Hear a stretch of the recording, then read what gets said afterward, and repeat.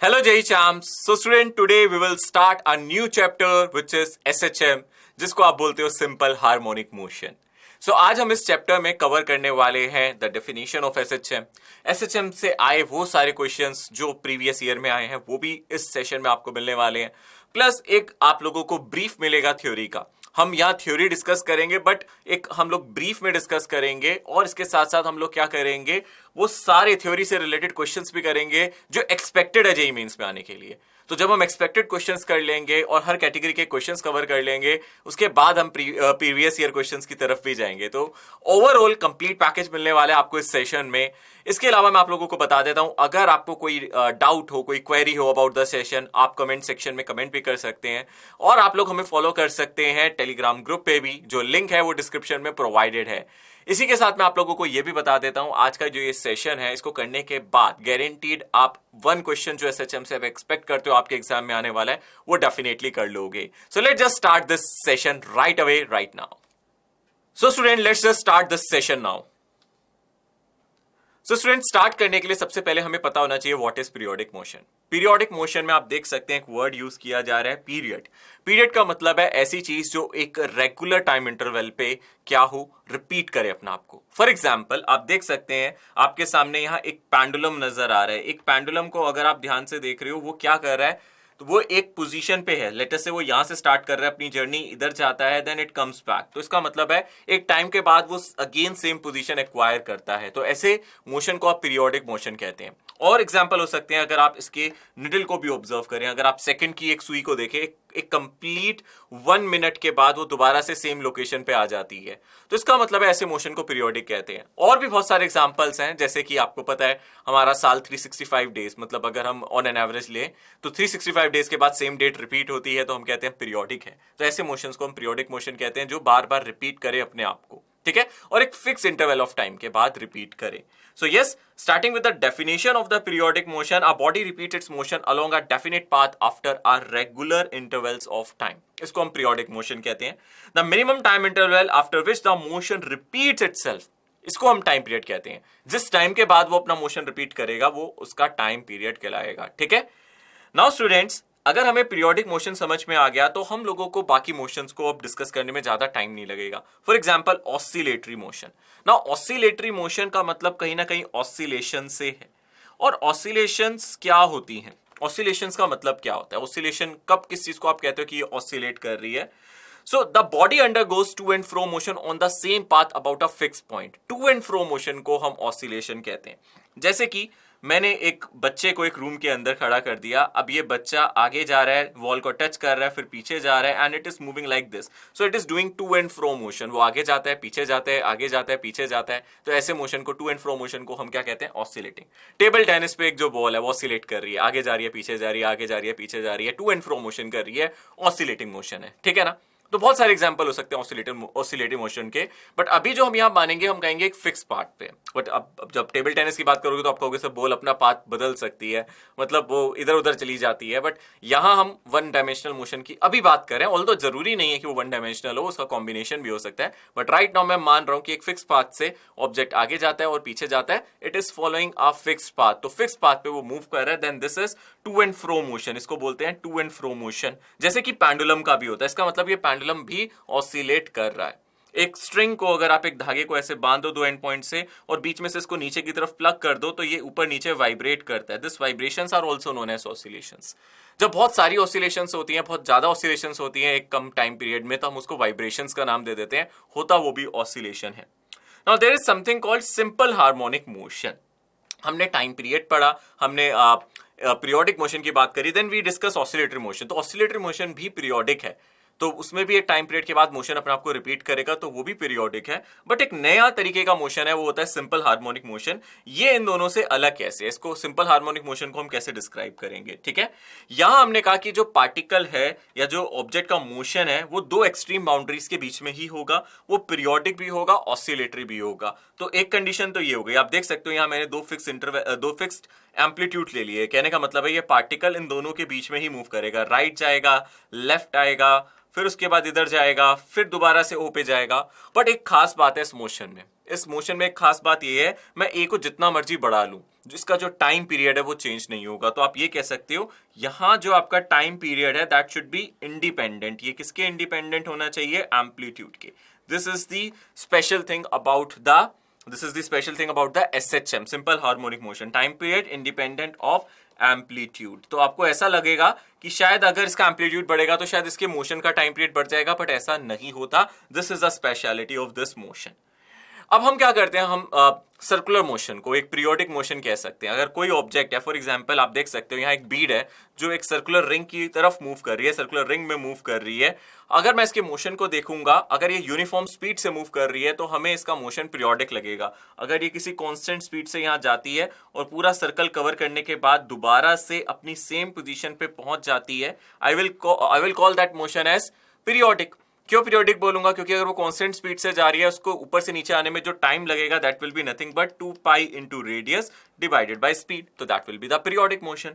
But अब हम लोगों को डिस्कस करना है कि हम अगर इसकी शेडो को देखें, सपोज मैं ऊपर से कोई लाइट डाल रहा हूं, सपोज मैं यहां से कुछ लाइट थ्रो कर रहा हूं और अगर इस लाइट के अंदर इसका मोशन देखूं, इसकी शेडो को देखूं, you can see its shadow दिख रही है आप लोगों को बिल्कुल बेस पे। अगर आप इसकी शेडो को देखोगे, आप ऑब्जेक्ट को देखोगे तो वो तो पीरियोडिक मोशन कर रहा है, वो तो सर्कुलर मोशन कर रहा है, यूनिफॉर्म सर्कुलर मोशन कर रहा है, but when we look at the shadow वो आगे पीछे ऑसिलेट कर रही है। तो oscillation of the shadow, but the motion of the object is nothing but it is simply periodic motion, circular motion. ठीक है, so but we are taking oscillations here, so हम ऑसिलेशन को ध्यान देख रहे हैं, तो हम कहेंगे कि हम इस ऑब्जेक्ट को नहीं, हम इस ऑब्जेक्ट की शेडो को, इसके प्रोजेक्शन को बड़े ध्यान से देख रहे हैं। Now let's just do one more interesting thing. अब हम इसकी शेडो को भी ऑब्जर्व करेंगे और नीचे जो ये पेपर है जिस पे हम इसका शेडो ऑब्जर्व कर रहे हैं, धीरे धीरे इस पेपर को आगे की तरफ ट्रैवल कराएंगे with some constant speed, then we will notice कि क्या होगा। तो आप देखना आप ध्यान से, अब हम इसकी शेडो को बना रहे हैं और धीरे धीरे स्लाइड कर रहे हैं, पेपर को आगे की पीछे की तरफ खींच रहे हैं। तो आप देख सकते हो शेडो एक लोकेशन पे नहीं गिरेगी क्योंकि आप पेपर को अपनी तरफ पुल कर रहे हो, यार पुलिंग द पेपर। तो इसका मतलब है आप लोगों को कुछ साइनोसोइडल टाइप मोशन नजर आएगा, कुछ पीरियोडिक मोशन नजर आएगा, जैसे कि साइन का ग्राफ होता है। Again I am playing this thing, you can see the shadow here, आपको नजर आ रही है इसकी शेडो, आप देख सकते हो। तो this is an important activity, you can do this activity by your own also. तो इस चीज को हमें समझना पड़ेगा। सो यस, डेफिनेटली हम SHM को कंसीडर कर सकते हैं as a projection of UCM। कहने का मतलब है SHM जो होता है सिंपल हार्मोनिक मोशन, इसको रिलेट कर रहे हैं यूनिफॉर्म सर्कुलर मोशन से, राइट? किससे? Uniform circular motion. और यूनिफॉर्म सर्कुलर मोशन में जो इसकी मैंने एंगुलर स्पीड ले रखी है वो मैंने कांस्टेंट ले रखी है। ये एंगुलर स्पीड मैंने कांस्टेंट लिए, तभी यूनिफॉर्म सर्कुलर मोशन होगा। और मैंने माना ये ऑब्जेक्ट कैसे मूव कर रहा है, क्लॉकवाइज मूव कर रहा है। Late us say t is equal to 0 time पे ये बिल्कुल y एक्सिस पे है, तो इसका जो प्रोजेक्शन होगा आपको बिल्कुल O पे नजर आएगा। अगर आप इसका प्रोजेक्शन किस पे ले रहे हो, x एक्सिस पे ले रहे हो, तो ऊपर से अगर आप लाइट ऑन करोगे इसका प्रोजेक्शन हम x एक्सिस पे ले रहे हैं, यहां नजर आएगा। अब विद टाइम आप देख सकते हो पार्टिकल आगे जाएगा तो इसका प्रोजेक्शन भी आगे जाएगा। जब ये पार्टिकल इधर होगा तो प्रोजेक्शन यहां होगा, जब ये पार्टिकल इधर होगा तो प्रोजेक्शन यहां होगा, जब ये पार्टिकल इधर होगा तो इसका प्रोजेक्शन यहां होगा। अब हम इसकी प्रोजेक्शन की इक्वेशन एक्चुअली एक्सप्रेस करनी है यहां। तो मैंने किसी टाइम पे, मैंने बोला t इज इक्वल टू 0 पे वो y एक्सिस था, किसी टाइम पे जो वो एंगल कवर करेगा, वो जितना भी एंगल कवर करेगा, लेट अस से थीटा, वो कितना होगा, ओमेगा इंटू टी। भाई angular speed into time, that will be the angle. तो आप कह सकते हो इसका प्रोजेक्शन ही तो लेना है हमें, we have to take the projection. और जो इसका एम्पलीट्यूड है that is nothing but the radius of the circle. तो जो इसका एम्पलीट्यूड बन रहा है that is the radius of the circle. उसको अगर आप देखोगे, वी वांट दिस प्रोजेक्शन, तो आप देख सकते हो सिंपली इस ट्राइंगल से आप इस प्रोजेक्शन को निकालोगे तो यहां से ये कितना आ जाएगा, this will be equals to RP। और आप इस ट्राइंगल से देख सकते हो this is nothing but A sin omega t. तो आप इसका प्रोजेक्शन देख सकते हो A sin omega t. This is a general equation, but ये जनरल इक्वेशन तब है जब t इज इक्वल टू 0 पे हमारा पार्टिकल y एक्सिस पे हो। Other cases are also possible, जैसे हो सकता है जब आप ऑब्जर्व करना स्टार्ट करो तो पार्टिकल यहां से स्टार्ट कर लो। अब इसको बोलते हैं कि ऑलरेडी आप कहोगे सर वो किसी एंगल पे पहले से बैठा था, तो दिस इज इनिशियल एंगल, या फिर we call this as initial phase. हम इसको क्या बोलते हैं, इनिशियल फेस भी बोलते हैं, ठीक है ना। तो ये इसका इनिशियल फेस हो गया, मतलब जब हमने मोशन देखा वो ऑलरेडी y एक्सिस से किसी एंगल पे था, वो एंगल हमने कितना कंसीडर किया, फाई। तो हम इसको बोलेंगे इनिशियल फेस या epoch. It determines the status of the particle in SHM at t is equal to 0। अगर मैं प्रीवियस केस की बात करूं जो इससे पहले हमने डिस्कस किया था, सोचो, मैं आपसे पूछूं एक क्वेश्चन, उस केस में आपका इनिशियल फेज कितना था? यानी कि इस वाले केस में जो हमने इससे पहले डिस्कस किया था, यहां पार्टिकल कहां से स्टार्ट कर रहा था? y से स्टार्ट कर रहा था। यहां फाई की वैल्यू कितनी है? तो डेफिनेटली आप कमेंट्स में इसका आंसर करोगे और मैं देखूंगा बाद में किस किसने इसका आंसर किया। ओके, आई होप सबने इस क्वेश्चन का आंसर किया होगा जो भी मैंने पूछा है। ऑब्वियसली उसका आंसर होगा phi is equals to 0। Initial phase 0 था पहले, बट अब हमने कोई इनिशियल फेज लिया है। इससे क्या होगा? अब ऑलरेडी वो इनिशियल फेज पे है, थोड़ी देर बाद ये पार्टिकल यहां से आगे चलेगा और किसी टी टाइम में वो अगेन कुछ एंगल कवर करेगा ओमेगा टी। बट अगर अब आप टोटल एंगल को ऑब्जर्व कर रहे हो तो ये जो टोटल एंगल होगा that will be phi plus omega t. Okay, अब आप जो टोटल एंगल देख रहे हो that will be phi plus omega t. तो यहां से जो इसका कोऑर्डिनेट मिलेगा आपको, मतलब OQ जो मिलेगा वो इसका कोऑर्डिनेट मिलेगा that will be projection which is a sin omega t plus phi. इसका मतलब है अब हमारा इनिशियल फेज भी यहां ऐड होगा। जो ओमेगा टी प्लस फाई है, this is our total phase. हम इसको क्या बोलते हैं? This is the total phase. ये हमारा टोटल फेज है at some time, right? Okay, so now just compare this with the graph. अब मैं इसको पोजीशन टाइम ग्राफ से कंपेयर करके दिखाऊंगा। यू विल रियलाइज कि बिल्कुल डिट्टो आपका ग्राफ से बिल्कुल मैच करेगा। आप देख सकते हो, सबसे पहले जब मेरा t इज इक्वल्स टू 0 था तो पार्टिकल मेरा यहां था, है ना? इसका प्रोजेक्शन आपका यहां था। तो आप देख सकते हो O कंसिडर्ड एज ओरिजिन। तो ओरिजिन से इसका डिस्टेंस कितना है? 0 है, क्योंकि 0 पे ही इसका प्रोजेक्शन आ रहा है। तो आप कह रहे हो यहां से राइट साइड जाएंगे तो positive x direction, left side जाएंगे तो नेगेटिव एक्स डायरेक्शन होगा। तो ये पॉजिटिव एक्स डायरेक्शन है, ये नेगेटिव एक्स डायरेक्शन है। बट अभी अगर आप ध्यान से देखो t इज इक्वल्स टू 0 पे आपको नजर आ रहा है x इज इक्वल्स टू 0 पे है ना? तो आप देख सकते हो इनिशियल फेस मैंने 0 लिया है, इसके लिए मैं ये ग्राफ बना रहा हूं। मैं जनरल केस के लिए भी कर सकता हूं, बट अभी t इज इक्वल्स टू 0 के लिए we are drawing this graph. तो जैसे जैसे इसका टाइम बढ़ेगा आप देख सकते हो इसका एंगल बढ़ता जाएगा। तो आप देख सकते हो एक ऐसा टाइम आएगा जब ये बिल्कुल मैक्सिमम डिस्टेंस पे पहुंच जाएगा। ये धीरे धीरे धीरे धीरे आगे ट्रैवल करके जा रहा है और इस टाइम पे आप देख सकते हो जो x की वैल्यू है वो मैक्सिमम हो गई है, that is equals to amplitude, है ना? या फिर आप इस सर्कल का रेडियस ही एम्पलीट्यूड कंसीडर कर सकते हो। तो आप देख सकते हो धीरे धीरे, आप देखना जैसे आप दोनों एक्सिस को एक साथ कंपेयर करना, जैसे जैसे पार्टिकल यहां जाएगा वैसे वैसे ये आपकी पोजीशन बढ़ती जाएगी। ये position as a function of time है, आप ग्राफ से इसको कंपेयर कर सकते हो। Now what? अब क्या होगा? अब जब ये पार्टिकल नीचे जाएगा तो इसका प्रोजेक्शन फिर से यहां आएगा। अब हमें लाइट नीचे से डालनी है ना कि ऊपर से, ठीक है? अब हमें लाइट नीचे से डालनी है ना कि ऊपर से। तो आप देखोगे दोबारा आप OX एक्सिस पे देखोगे, इसका प्रोजेक्शन आप देख सकते हो लेफ्ट साइड जा रहा है। इसका मतलब अब इसका प्रोजेक्शन कम हुआ कम हुआ कम हुआ, फिर से 0 हो गया। अगेन अब ये जाएगा रिवर्स डायरेक्शन में, नेगेटिव एक्सिस की तरफ जाएगा and then amplitude again becomes -a और यहां एम्पलीट्यूड मैक्सिमम था हमारा a।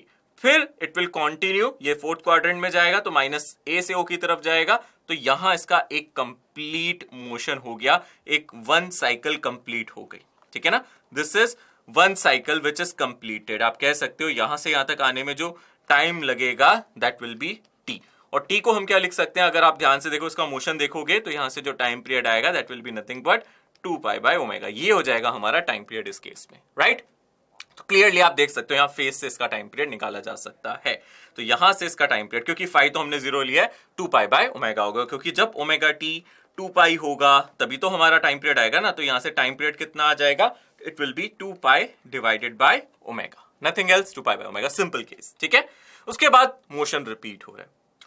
ओके, कुछ क्वांटिटीज हैं जिनके बारे में हमें समझना पड़ेगा, कुछ ऐसी फिजिकल क्वांटिटीज है जिनकी डेफिनेशन क्लियर होनी चाहिए। सबसे पहले we are talking about amplitude. Amplitude होता है maximum displacement of the particle from mean position. कितना आप डिस्प्लेसमेंट कर रहे हो मीन पोजीशन से, वो होता है एम्पलीट्यूड। जैसा कि सर्कुलर मोशन में हमने इसको रेडियस से रिप्लेस किया था। Time period, the smallest time interval after which it motion gets repeated. जैसे कि हमने टाइम पीरियड देखा था that was 2 pi by omega. तो ये हमारा टाइम पीरियड हो जाएगा, right? Now we will discuss the characteristics of SHM। So student, now characteristics of an SHM। Characteristics का मतलब है कि जो भी हम इसकी इक्वेशन लिखते हैं सिंपल हार्मोनिक मोशन की, हम position as a function of time जब एक्सप्रेस करते हैं, इसके अंदर क्या क्या चीजें होती हैं, किस किस चीजों की रिक्वायरमेंट होती है, जिससे हमें पूरी इंफॉर्मेशन मिलती है उसके मोशन की, ठीक है? तो यहां हम उसकी कैरेक्टरिस्टिक्स के बारे में अगर हम डिस्कस करें तो मैं आप लोगों को सबसे पहले ये बताऊं, इनिशियल, जैसे अगर हमने सबसे पहले इनिशियल कंडीशन ली थी, हमने माना था अगर हम सबसे पहले जनरल कंडीशन ले रहे हैं कि t इज इक्वल्स टू 0 पे, वो यहां मिलता है हमें। कहां मिलता है? बिल्कुल y एक्सिस पे मिलता है। तो आपको पता चल रहा है कि यहां x इज इक्वल्स टू 0 हो जाएगा, तो t इज इक्वल्स टू 0 पे x हो जाएगा 0। तो यहां से ओमेगा t प्लस फाई भी हो जाएगा 0, क्योंकि यहां फाई ऑलरेडी 0 है और टाइम 0 है। फाई तो ऑलरेडी 0 है क्योंकि वो y पे है, और अभी जस्ट ऑब्जर्व कर रहे हैं t इज इक्वल्स टू 0 पे, तो ओमेगा t भी 0 और फाई भी 0, तो ओमेगा t प्लस फाई भी 0। यहां x इज इक्वल्स टू 0 है। अब अगर आप वेलोसिटी की बात करो, position as a function of time आपके सामने है ही, अगर आप इसको डिफरेंशिएट करोगे dx बाई dt निकालोगे तो यहां से आ जाएगा a omega cos omega t plus five, क्योंकि फाइव तो कांस्टेंट है, एंगल का आप डिफरेंशिएशन करोगे ओमेगा आएगा, वो बाहर आ गया। तो आप देख सकते हो यहाँ जो a ओमेगा है this is nothing but v naught, इसको आप मैक्सिमम स्पीड या मैक्सिमम वेलोसिटी भी कह सकते हो। This is the maximum speed और maximum velocity. But t is equal to 0 पे अगर आप यहाँ चेक करोगे, v निकालोगे तो यहां से आएगा a omega cos omega t plus five हमारा 0, तो आप देखोगे आ जाएगा a ओमेगा। तो कहने का मतलब है t इज इक्वल टू 0 पे जो उसकी स्पीड है वो होने वाली है a omega, this will be the maximum speed. तो t इज इक्वल टू 0 पे ऑल दो इसका x 0 है बट इसकी जो स्पीड है वो कितनी होने वाली है, a ओमेगा होने वाली है, राइट। इसके बाद हम कंसीडर करते हैं सेकेंड केस। मान लो आप लोग कंसीडर कर लो t इज इक्वल्स टू 0 पे आपको वो यहां मिलता है कहीं, t इज इक्वल्स टू 0 पे हमें कहीं और मिल रहा है। कहां मिल रहा है t इज इक्वल्स टू 0 पे? वो हमें यहां मिल रहा है where x is equals to a है।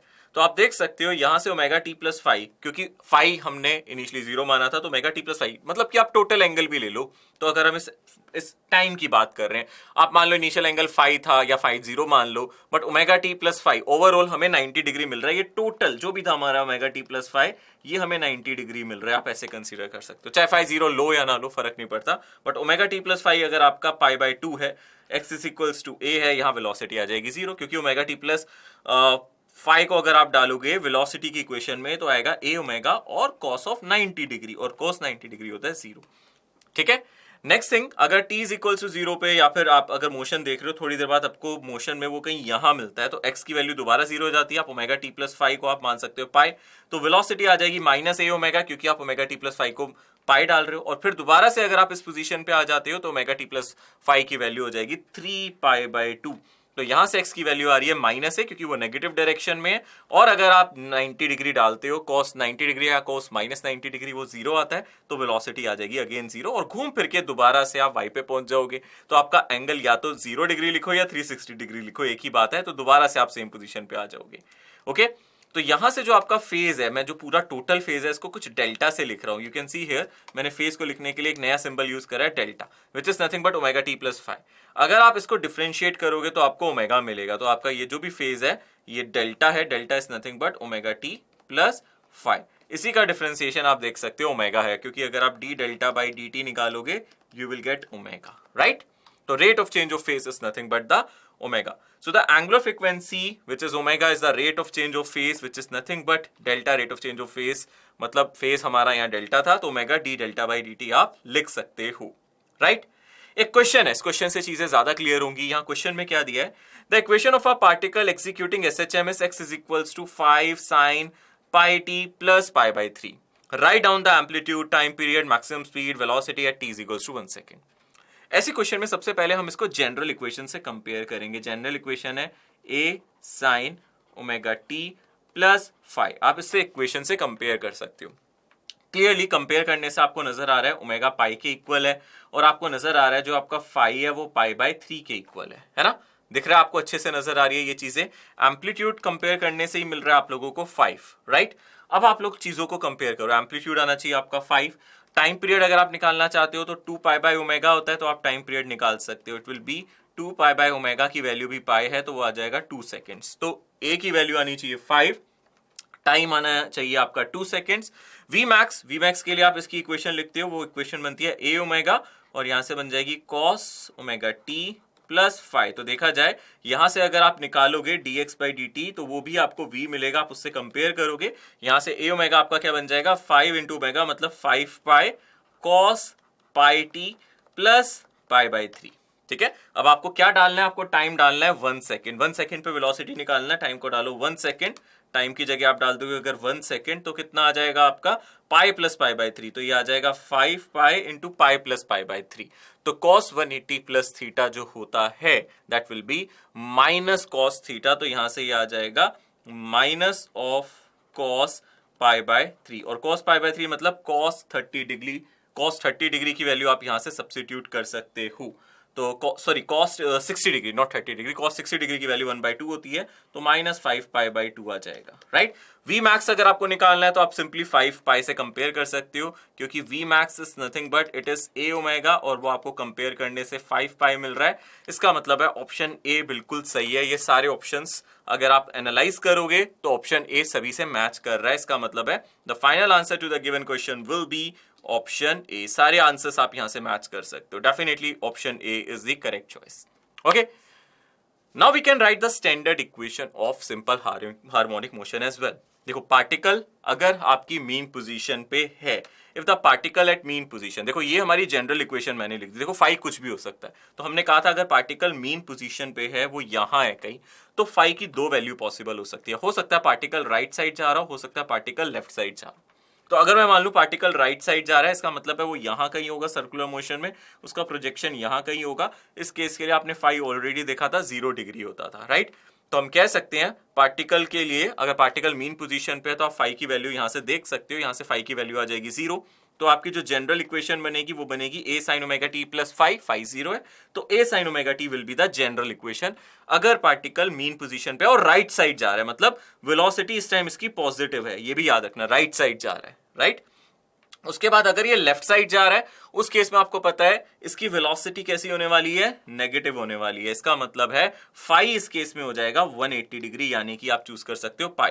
तो यहां से जो जनरल इक्वेशन बन जाएगी that will be nothing but, यहां से आप इक्वेशन को लिख सकते हो a sin omega t plus pi, या फिर आप इसको लिख सकते हो minus a sin omega t। ठीक है ना, आप इस तरीके से इसकी इक्वेशन को लिख सकते हो, राइट। नेक्स्ट थिंग है पार्टिकल अगर एक्सट्रीम पोजीशन पे, आप या तो प्लस ए पे होगा या माइनस ए पे होगा। अगर वो प्लस ए पे आप इसको इक्वेट करो तो ये बन जाएगा a sin omega t plus pi by 2, है ना। फाई की वैल्यू आ जाएगी पाई बाई 2, तो इक्वेशन बन जाएगी a cos ओमेगा t। अगर माइनस ए पे इसको कंपेयर करोगे तो यहां से आपकी इक्वेशन में फाई की जगह क्या आ जाएगा 3 पाई बाई 2, तो ये कितना बन जाएगा 3 पाई बाई 2। ठीक है, सो डेफिनेटली आप पूरे सर्कल में इस तरीके से चेक कर सकते हो कि इनिशियली पार्टिकल अगर 0 पे है तो क्या होगा, अगर पार्टिकल एक्सट्रीम पोजीशन पे है तो क्या होगा। इन जनरल भी फाई की वैल्यू निकाल सकते हैं, किसी आर्बिट्री लोकेशन पे भी हो सकता है पार्टिकल, आप वहां से भी फाई की वैल्यू निकाल सकते हो। बस इतना याद रखना, अगर पार्टिकल आपका फर्स्ट क्वाड्रेंट में है तो आपकी जो फाई है इट शुड बिलोंग्स टू, ये कहां से कहां तक लाई कर सकती है, 0 से लेके पाई बाई 2। सेकेंड केस में इसकी वैल्यू पाई बाई 2 से लेके कहां तक लाई करेगी, मैं स्टैंडर्ड इक्वेशन यही मान के चल रहा हूं, a sin omega t plus phi, इस स्टैंडर्ड इक्वेशन के अकॉर्डिंग चल रहा हूं मैं। तो फाई की वैल्यू पहले में 0 से पाई बाई 2, अगर पार्टिकल इस क्वाड्रेंट में, इसका मतलब इस केस में पार्टिकल राइट साइड जाएगा और इसकी वेलोसिटी होगी पॉजिटिव। अगर पार्टिकल सेकंड क्वाड्रेंट में है, मतलब वो यहां से यहां आ रहा है, तो इसका जो प्रोजेक्शन है वो ए से ओ की तरफ जाएगा, तो इसका प्रोजेक्शन ए से ओ की तरफ जाएगा, तो आपकी वेलोसिटी होगी नेगेटिव और फाई की वैल्यू कितनी आएगी, पाई बाई 2 से पाई की तरफ, पाई बाई 2 से लेके यहां कितना होगा पाई। ऐसे ही आप थर्ड क्वाड्रेंट में जब आप यहां जाओगे, है ना, थर्ड क्वाड्रेंट में आपका जब मोशन ऐसे हो रहा होगा तो आप कह सकते हो आपकी वेलोसिटी अभी भी नेगेटिव होगी, वेलोसिटी नेगेटिव होगी, 0 से लेके माइनस ए के बीच में आपका कहीं ना कहीं एक्स की वैल्यू लाई करेगी, है ना।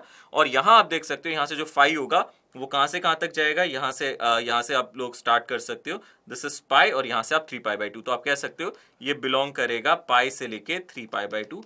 Last but not the least, अगले वाले में अगर हम यहां से यहां आएंगे तो आप देख सकते हो पार्टिकल राइट साइड जा रहा होगा तो वेलोसिटी पॉजिटिव होगी, और इस केस में हम क्या देख सकते हैं, इस केस में जो हमारा फाई है that belongs to 3 pi by 2 से लेके 2 पाई के बीच में, ये कहीं ना कहीं आपका लाई करेगा, या फिर 3 पाई बाई 2 से 0, मतलब 2 पाई का मतलब है अगेन 0 डिग्री, क्योंकि जो टाइम पीरियड है ओमेगा टी वो इज इक्वल्स टू 2 पाई है, तो उसके बाद मोशन अपने आप को रिपीट करता है, तो उसके बाद तो चीजें रिपीटेशन में चलने वाली है, राइट। तो इस तरीके से आप सारे फेसेस देख सकते हो, सारी इक्वेशंस बना सकते हो। आप देख सकते हो इसने लिख के भी दिखा दिया है यहाँ, t इज इक्वल टू 0 पे अगर आगे जा रहा है तो a sin ओमेगा t, पीछे जा रहा है minus a sin omega t, और इन बिटवीन कहीं होगा मैंने उसके लिए भी बता दिया है कि फाई की वैल्यू उनके बीच में लाई करनी चाहिए, राइट। सो आप एक्सट्रीम पोजीशन, मीन पोजीशन सभी के लिए इनिशियल फेस कैलकुलेट कर सकते हो। Now there is something called velocity versus displacement. JEE Mains में, जेईई मेंस की खासियत है वो इससे रिलेटेड क्वेश्चन पूछता है। आपको कोई पोजीशन दे देगा और आपसे वेलोसिटी पूछ लेगा, या फिर वेलोसिटी दे देगा, वो पूछेगा किस पोजीशन पे हो सकती है। तो वेलोसिटी पोजीशन का रिलेशन बहुत इंपॉर्टेंट है, बहुत इजीली आप कैलकुलेट भी कर सकते हो। आपको पता है x is equals to a sin omega t, हम जनरल इक्वेशन ले रहे हैं, आप चाहो तो प्लस फाई करो, चाहो तो एज इट इज लिख दो, फाई को 0 मान के प्रूफ कर लो। तो आप देख सकते हो यहां से वेलोसिटी हो जाएगा dx by dt, it can be written as a omega cos omega t, और आप जानते हो you know that sin square omega t प्लस cos स्क्वायर ओमेगा t इसकी वैल्यू होती है 1, है ना, आप जानते हो। तो वही हम करने की कोशिश कर रहे हैं, हम दोनों जगह वेलोसिटी का स्क्वायर कर रहे हैं, ये बन गया a omega square cos square omega t, है ना।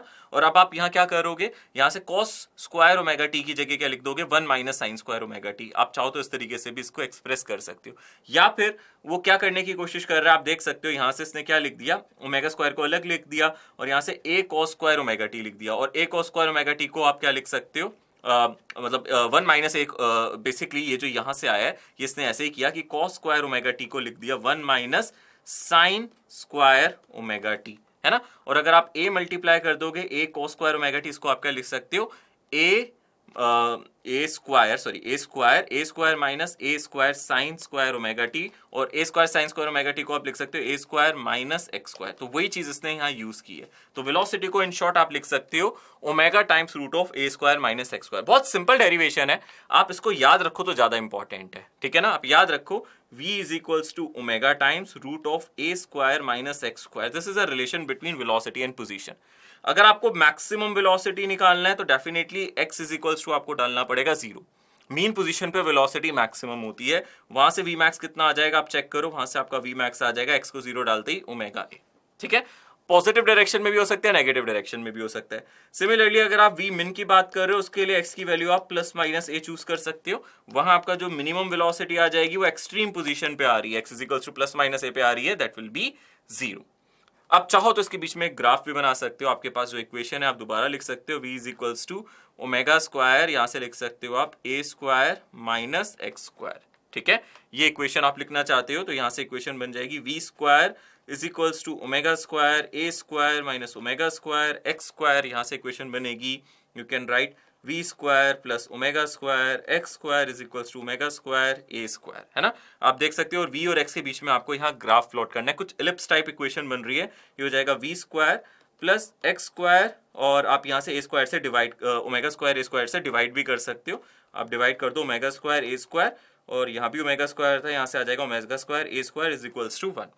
तो यहाँ से इक्वेशन आ जाएगी v square divided by omega a का whole square plus x square divided by a square is equals to 1।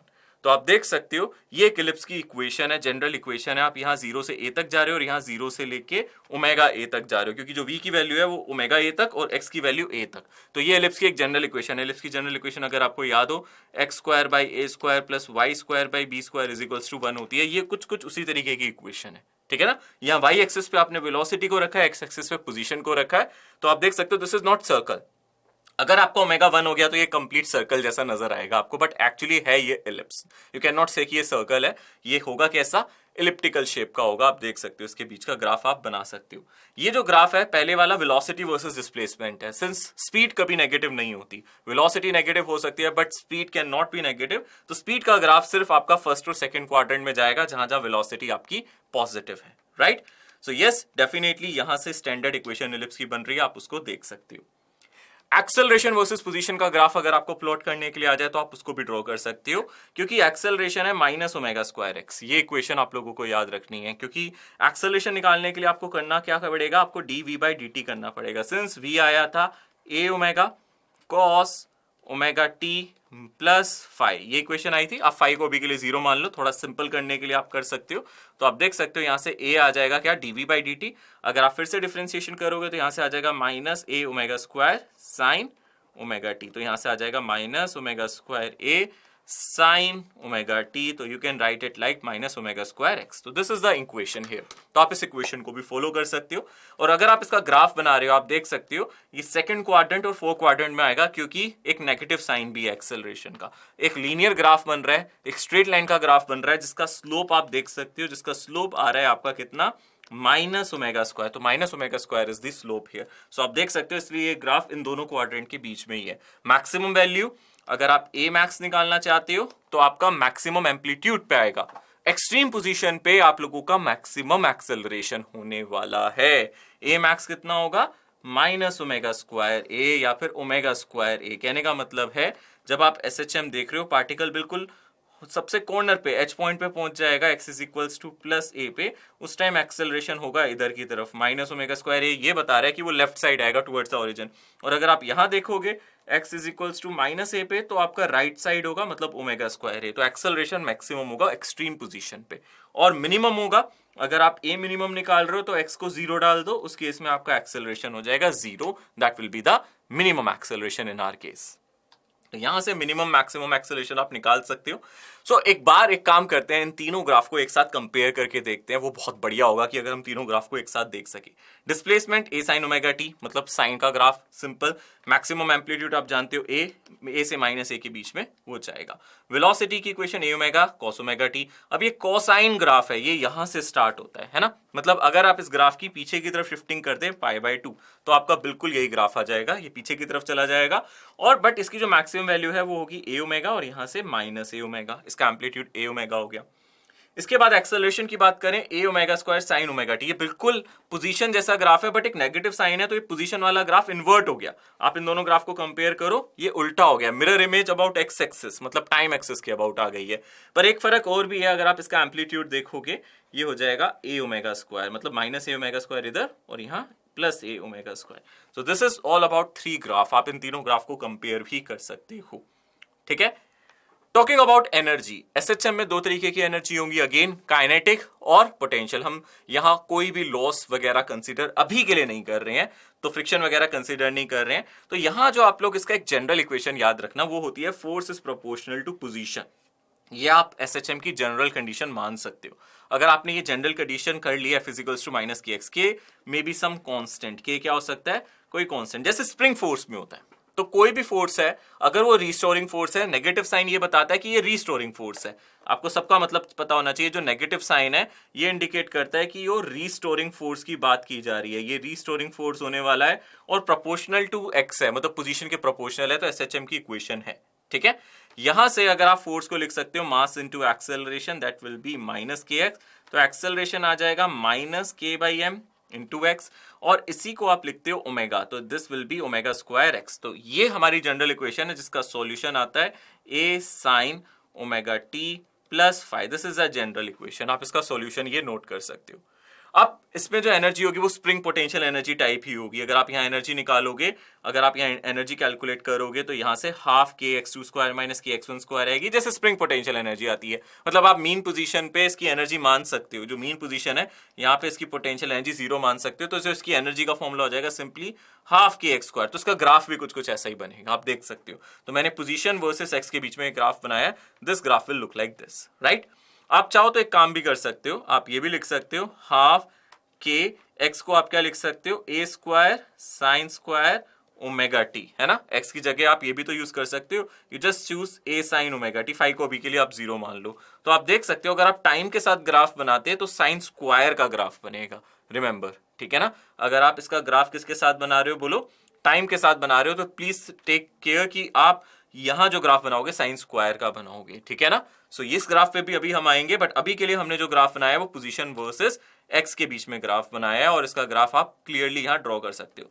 अब हम टाइम के साथ अगर बनाए तो वो देख सकते हो आप, ये ग्राफ बिल्कुल साइन स्क्वायर का ग्राफ है। यू नो साइन का ग्राफ कुछ इस तरीके से होता है। अगर हम साइन थीटा का बनाएंगे, साइन स्क्वायर का बनाएंगे, तो हर वैल्यू का स्क्वायर होगा, और उसके बाद ये ग्राफ सिर्फ फर्स्ट क्वाड्रेंट में लाई करेगा, सेकंड क्वाड्रेंट में नहीं होगा। ये हो जाएगा कुछ साइन स्क्वायर थीटा का ग्राफ, और ये ग्राफ है आपका साइन थीटा का। तो आप देख सकते हो ये ग्राफ सिर्फ फर्स्ट क्वाड्रेंट में रहेगा, it will B look like this. तो इसकी जो मैक्सिमम वैल्यू हो जाएगी हाफ के ए स्क्वायर आ जाएगी। तो यू शुड बी केयरफुल कि आप ग्राफ किसके लिए बना रहे हो, आप पोटेंशियल एनर्जी वर्सेस पोजीशन बना रहे हो या टाइम, दोनों ग्राफ अलग आएंगे, तो बी केयरफुल, ठीक है। तो पहले जो ग्राफ बना था वो बिल्कुल पैराबोलिक ग्राफ था, वो हमारा parabola y equals to x square वाली इक्वेशन का ग्राफ था, बट ये ग्राफ हमारा साइन स्क्वायर का ग्राफ है, ठीक है।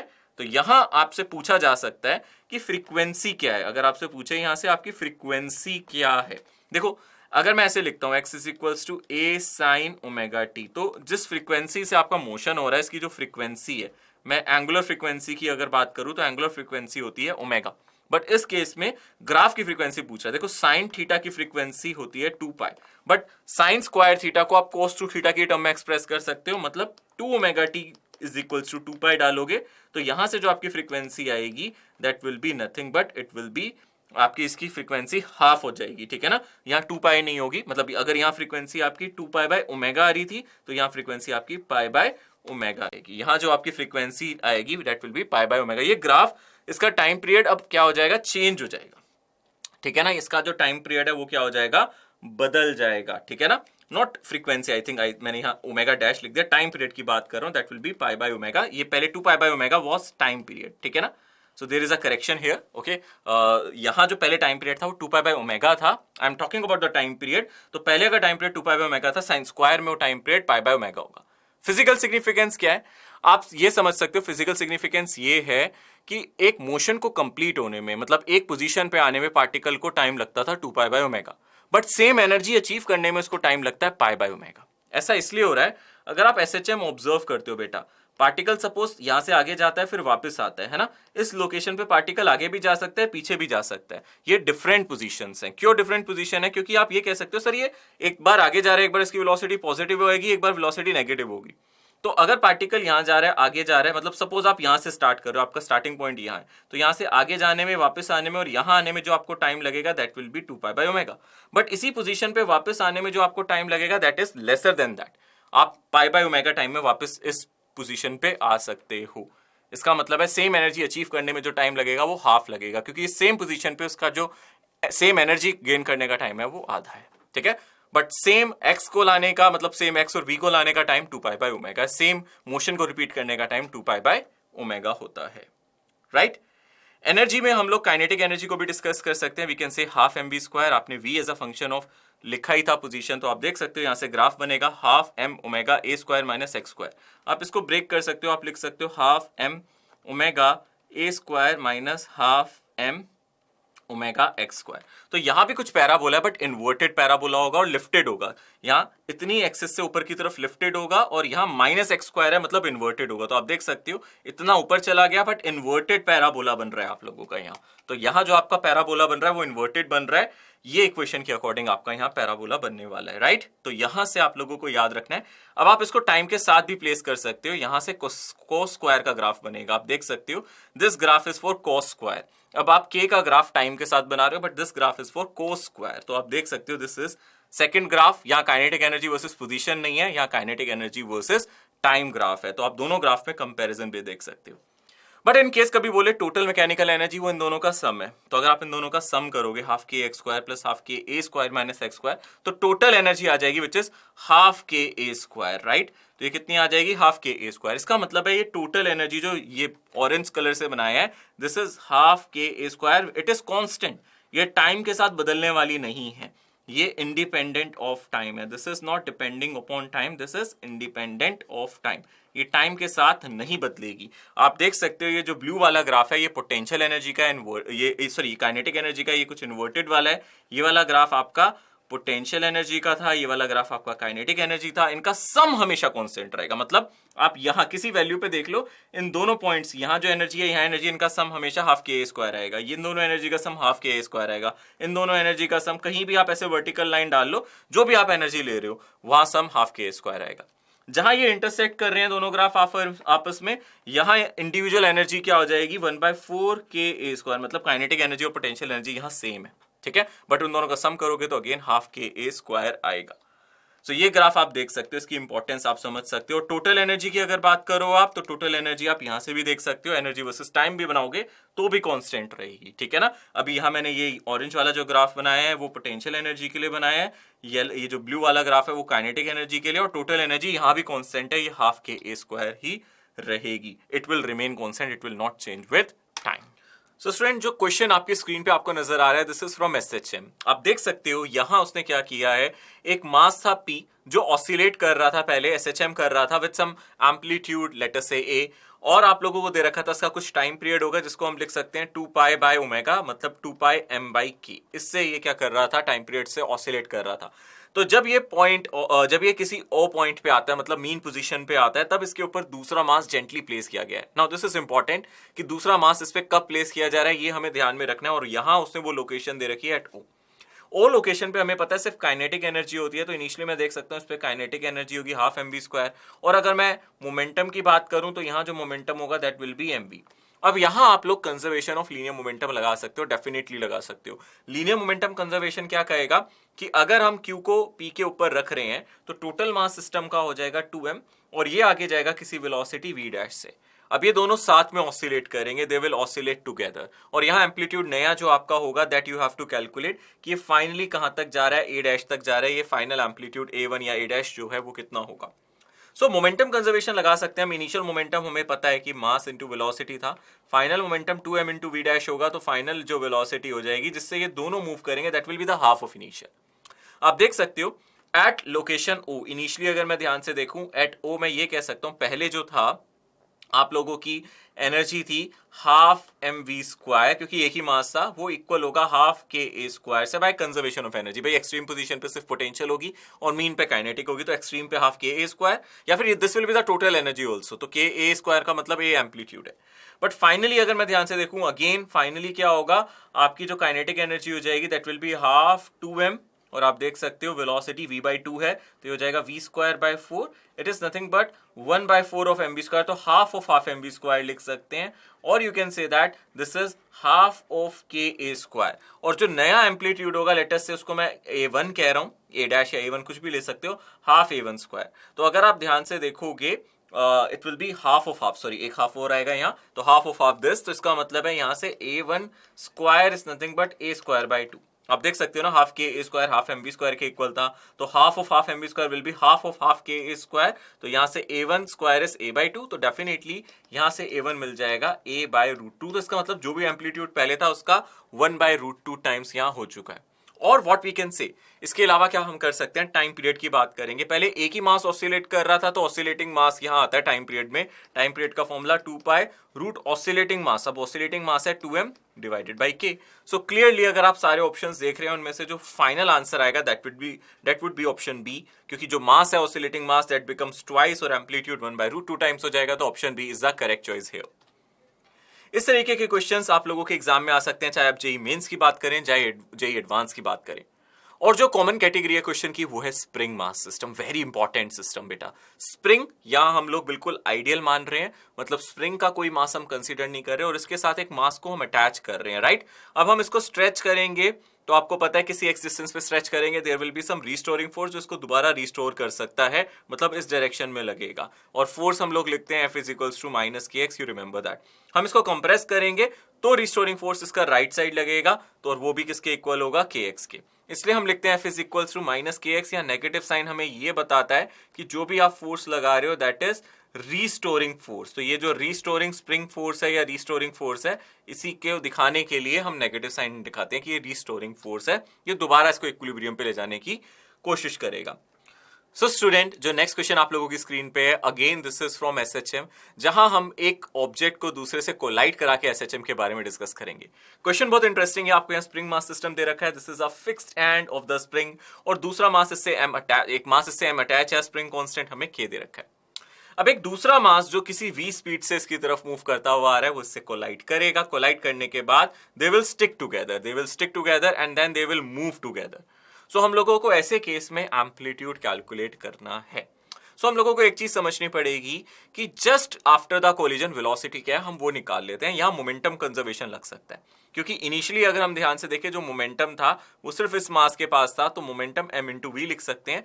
ये मेरा इनिशियल मोमेंटम होगा, तो फाइनल मोमेंटम भी mv होना चाहिए, बट दोनों फाइनली साथ मूव कर रहे हैं, तो टोटल मास हो गया m प्लस m और वेलोसिटी हो गई v डैश। तो जो v डैश होगा that will be 2m v dash, that will be equals to mv। तो यहां से आप देख सकते हो v dash will be v/2, तो क्लियरली जो वेलोसिटी आफ्टर कोलिजन हाफ हो जाएगी। अब आपको पता है इस टाइम पे जस्ट आफ्टर कोलिजन कोई कंप्रेशन नहीं है, तो यहाँ पे जितनी भी आपकी काइनेटिक एनर्जी है which is nothing but half mass is 2m और वेलोसिटी इज v/2, इसका whole square, this is nothing but 1/4 mv square. आप देख सकते हो this is 1/4 mv square and this will be equals to half k into amplitude का square, मतलब जो भी आपका एक्सट्रीम पे एम्पलीट्यूड होगा। सो यहां से आप देख सकते हो, यहां से आ जाएगा आपका a square is nothing but it will B 2/4 mv square by k। तो यहां से अगर आप कंपेयर करोगे एम्पलीट्यूड आ जाएगा mv square divided by 2k, है ना। तो आप यहां से इसका एम्पलीट्यूड इजीली कैलकुलेट कर सकते हो, एम्पलीट्यूड आ जाएगा mv स्क्वायर डिवाइडेड बाई 2 के ये रूट में आएगा, और अगर आप ऑप्शंस देखोगे option D is perfectly matching with this thing. So yes, definitely आप रूट में से v स्क्वायर को बाहर ले जाके v भी लिख सकते हो, और this is the way you can solve this question. तो इस तरीके के क्वेश्चन जहां कोलिजन को इससे रिलेट कर रहा है एसएचएम से, ये बहुत खासियत है जेईई मेंस एग्जामिनेशन की, जहां इंटीग्रेटेड क्वेश्चंस आते हैं। तो ऐसे कंसेप्ट्स को आपको बिल्कुल पढ़ के जाना चाहिए। और इंटरेस्टिंग फिनोमिना है कॉम्बिनेशन ऑफ स्प्रिंग्स। इसको हम जल्दी से इसका डायरेक्ट रिजल्ट देख लेते हैं। अगर दो स्प्रिंग आपस में सीरीज कनेक्शन में लगे हैं तो इनका रिजल्टेंट होगा, कहने का मतलब है we can replace them with a single spring, मतलब इनको रिप्लेस करो विद अ सिंगल, एक सिंगल स्प्रिंग से रिप्लेस करो कि सेम स्प्रिंग फोर्स ये जनरेट करे, राइट। मतलब इन दोनों का जो इफेक्ट आएगा वो एक सिंगल स्प्रिंग से आना चाहिए। मतलब अगर मैं दोनों स्प्रिंग को मिला दूं और एक्स एक्सटेंशन दूं तो हमें क्या एक्सटेंशन मिलेगा ना सिंगल स्प्रिंग, ये हमें निकालना है। तो यहां से हम के इफेक्टिव का डायरेक्टली फॉर्मूला याद रख सकते हैं। You can derive this also. आप ये कह सकते हो पहले वाले स्प्रिंग में किसी में x1 हुआ स्ट्रेच, दूसरे वाले में कुछ x2 हुआ, तो total stretch x1 plus x2 हुआ, तो टोटल स्ट्रेच हो गया x equals to x1 plus x2। अब यहां से आप एक बात याद रखना, क्योंकि ये सीरीज में सारे एक दूसरे पे सेम फोर्स ट्रांसफर करेंगे, क्योंकि यहाँ स्प्रिंग के पास कोई मास नहीं है। तो जितना फोर्स K1 पहला वाला स्प्रिंग फील कर रहा होगा उतना ही सेकंड वाला।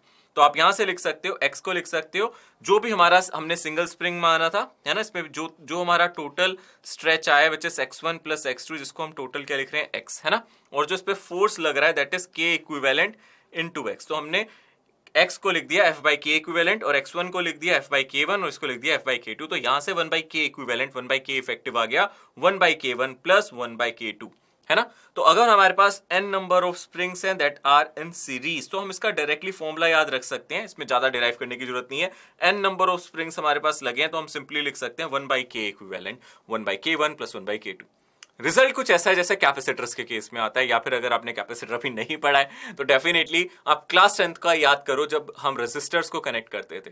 रेजिस्टर को जब हम पैरेलल में कनेक्ट करते थे तो वहां रेजिस्टेंस आता था 1 by R1 plus 1 by R2, but यहां हमारा जो ये रिजल्ट आ रहा है ये हमारा के इक्विवेलेंट के लिए आ रहा है। तो 1 by k equivalent is 1 by k1 plus 1 by k2। इसी के साथ ही अगर आपको कभी टाइम पीरियड निकालने के लिए आ जाए तो आप फॉर्मूला याद रखो, 2 pi root m divided by k equivalent आपका टाइम पीरियड होगा। एक ऑब्जेक्ट अगर हमारा ऑसिलेट कर रहा होता है स्प्रिंग के साथ तो 2 pi root m by k लिखते थे, या 2 pi root m by k equivalent हम लिख सकते हैं। Now next thing is parallel combination. अब पैरेलल कॉम्बिनेशन बिल्कुल स्प्रिंग कॉम्बिनेशन की तरह है। यहां अगर आप ऑब्जेक्ट को थोड़ा सा डिस्प्लेस करोगे, दोनों स्प्रिंग में सेम स्ट्रेच आएगा या कंप्रेशन आएगा, तो जो टोटल फोर्सेज हैं ऊपर वाले में अगर F2 जनरेट हो रहा है, नीचे वाले में F1 जनरेट हो रहा है, दे विल एड अप। तो यहां से k equivalent into x will be k1x k2x। तो k इक्विवेलेंट बिल्कुल सेम है, यहां से k1 प्लस k2 आ जाएगा। अगर n नंबर ऑफ स्प्रिंग्स है मतलब आपने बहुत सारे स्प्रिंग्स कनेक्ट कर दिए हैं, they all are in parallel. अगर वो सारे स्प्रिंग हमारे पैरेलल में कनेक्टेड हैं तो k equivalent is k1 plus k2। तो ये उल्टा चलता है, रेजिस्टर से उल्टा है। रेजिस्टर जब सीरीज में होते थे तो R1 प्लस R2 आता था, जब वो पैरेलल में होते थे तो 1 बाई R1 1 बाई R2 आता था। यहां सीरीज कनेक्शन में 1 by k1 1 by k2 1 by k3 addition में आता है, और पैरेलल कनेक्शन में डायरेक्ट एडिशन होता है। तो ये आप याद रख सकते हो। तो सीरीज पैरेलल कॉम्बिनेशन के साथ साथ एक कॉम्बिनेशन हम लोगों को और याद रखना है। अगर हमारे दो स्प्रिंग लगे हैं but they are on opposite side, अगर इस तरीके से अगर हमारे स्प्रिंग कनेक्टेड है, if this is k1 this is k2, तो यहां भी अगर मैं स्प्रिंग को राइट डिस्प्लेस करूंगा तो नेट फोर्स ऐड हो जाएगा, that will B F1 plus F2। क्योंकि अगर मैंने इसको राइट डिस्प्लेस किया तो एक स्प्रिंग में स्ट्रेच आएगा, दूसरे में कंप्रेस आएगा, बट दोनों ही यहां फोर्सेस देंगे, F1 भी यहां लगेगा F2 भी यहां लगेगा। तो डेफिनेटली यहां भी इक्विवेलेंट सेम ही आएगा, मतलब यहां से भी k equivalent k1 plus k2 आएगा। तो you can treat this as simply parallel connection. अगर ऑब्जेक्ट के दोनों साइड स्प्रिंग लगे हैं तो आप उसको पैरेलल कनेक्शन की तरह ट्रीट कर सकते हो। सो आफ्टर दिस टॉपिक हम लोग डिस्कस करेंगे about simple pendulum. Okay, so simple pendulum आप सभी ने ये देखा है। अब बहुत सारे क्वेश्चंस इस पे जनरेट होते हैं सिंपल पेंडुलम पे। कई बुक्स में लिखा है सिंपल पेंडुलम एसएचएम मोशन में होता है, कई बुक्स में लिखा है कि वो एसएचएम में नहीं होता। तो we will try to understand कि क्या simple pendulum simple harmonic motion भी करता है। और सिंपल हार्मोनिक कंडीशन की कंडीशन यही है कि आपके एम्पलीट्यूड से फर्क नहीं पड़ता टाइम पीरियड पे। मतलब आप पेंडुलम का बोब जितना मर्जी ऊपर नीचे मूव कर लो, उसका टाइम पीरियड सेम रहना चाहिए। ऑसिलेशन तो होगा, पीरियोडिक फंक्शन तो होगा, बट क्या वो एसएचएम है, हमें ये चेक करना है। तो डेफिनेटली यहाँ पेंडुलम की अगर हम बात करें, कुछ इंपॉर्टेंट पॉइंट्स याद रखना। हम ऊपर से रिजिड सपोर्ट दे रहे हैं, जो हम वायर ले रहे हैं या फिर जो स्ट्रिंग ले रहे हैं उसके बारे में याद रखें, वो वेटलेस होना चाहिए। इनएक्सटेंसिबल मतलब स्प्रिंग नहीं है, वो स्ट्रिंग है। इसके बाद हैवी पॉइंट मास ले रहे हैं, जिसका मास हम कंपैरेटिवली ज्यादा ले रहे हैं, बट पॉइंट मास कंसीडर कर रहे हैं। कहने का मतलब है रिजिड स्पोर्ट से हैवी पॉइंट मास का जो डिस्टेंस होगा वो आप निकाल सकते हो easily. Okay, now time period कैसे कैलकुलेट किया जाए एक सिंपल पेंडुलम का। देखो, आपने एक सिंपल पेंडुलम यहां कंसीडर किया जिसकी लेंथ है एल, आप इसको किसी एंगल पे ले गए, लेटस से किसी एंगल थीटा पे आप इसको ले जा रहे हो, राइट? किसी एंगल थीटा पे आप इसको ले जा रहे हो, तो आप देख सकते हो यहां सबसे इंपॉर्टेंट बात ये है कि नीचे जो फोर्स लगेगा mg होगा, और mg की अगर आप कॉम्पोनेंट करोगे तो डेफिनेटली आपको यहाँ कॉम्पोनेंट मिल जाएंगे। अगर आप ये एंगल देख रहे हो थीटा, तो ये भी थीटा होगा, this will B mg cos theta, ये वाला कॉम्पोनेंट हो जाएगा mg sin थीटा। तो यहां से अबाउट पॉइंट ओ एक टॉर्क लगेगा, जो टॉर्क लगेगा वो आप देख सकते हो mg l sin थीटा होगा, आप देख सकते हो, क्योंकि यहां से जो डिस्टेंस है वो l है और mg sin थीटा फोर्स है, तो mg sin theta multiply by l, mg l sin theta, और टॉर्क को हम लिख सकते हैं I अल्फा।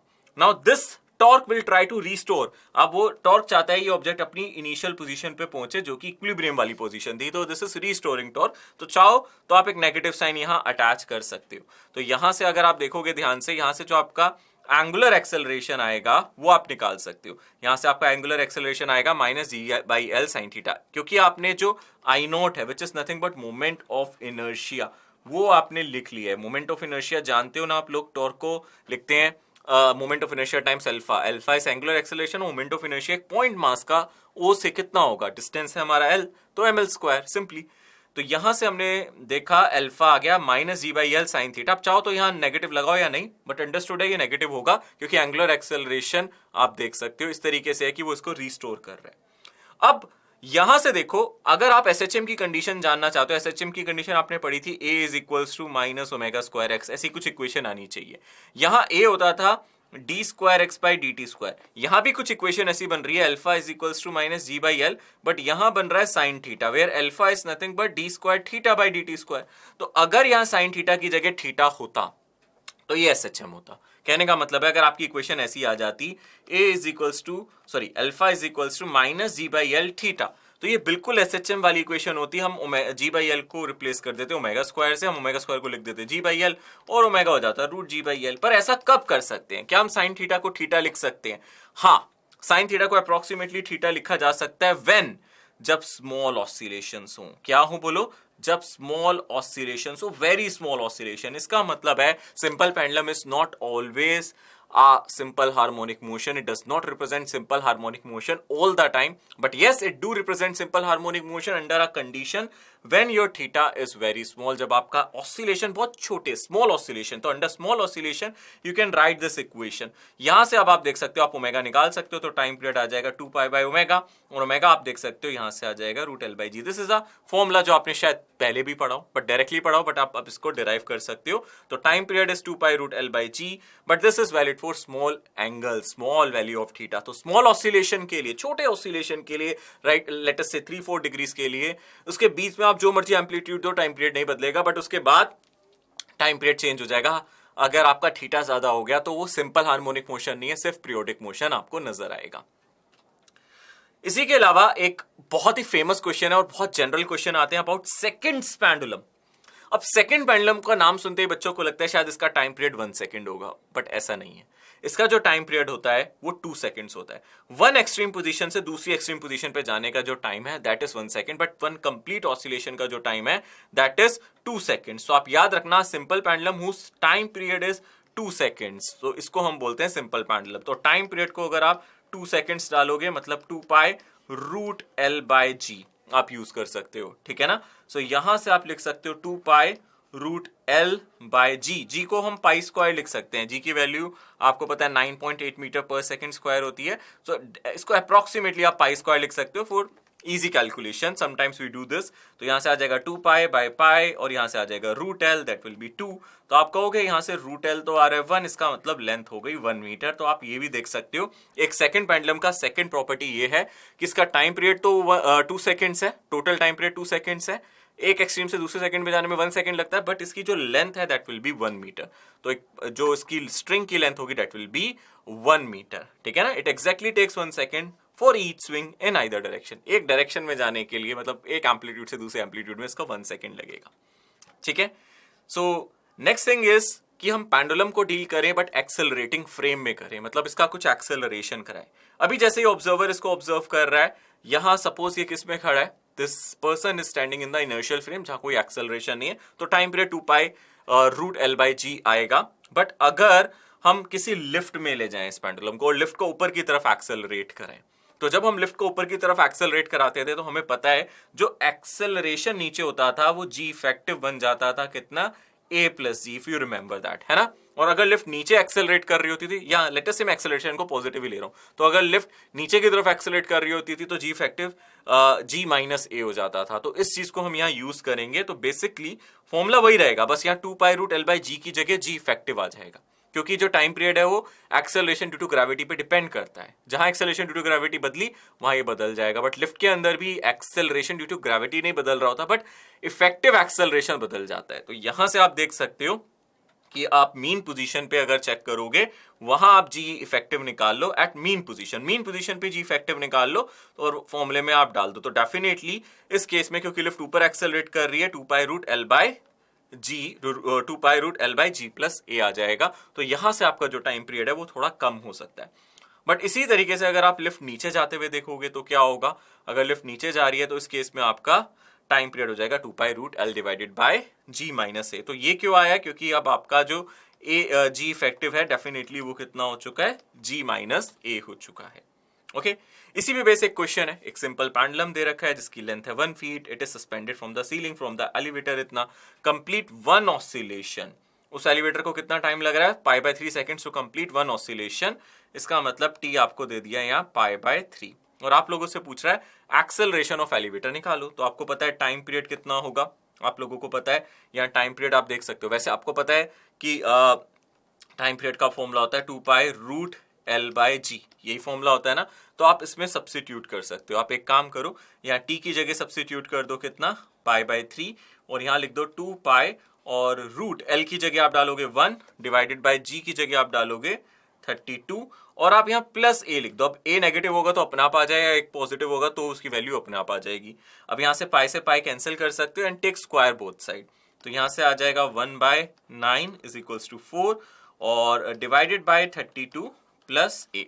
अब आप क्रॉस मल्टीप्लाई कर दो, 32 plus a is equals to 36, तो एक्सेलरेशन की वैल्यू आ जाएगी 4 मीटर पर सेकेंड स्क्वायर। तो क्योंकि आपने g प्लस ए लिखा है, इसका मतलब आपका जो एक्सेलरेशन है वो ऊपर की तरफ होगा, नॉट मीटर पर सेकेंड स्क्वायर, बट यहाँ जो यूनिट है वो फीट पर सेकेंड स्क्वायर है, तो उसको भी ध्यान में रखेंगे। तो यहां से आपका आंसर आ जाएगा डेफिनेटली 4 फीट पर सेकेंड स्क्वायर। रिस्पेक्टिव यूनिट में, यहां देखो सब कुछ यूनिट्स में दिया था, फीट पर सेकेंड स्क्वायर में तो मैंने कोई कन्वर्जन नहीं किया।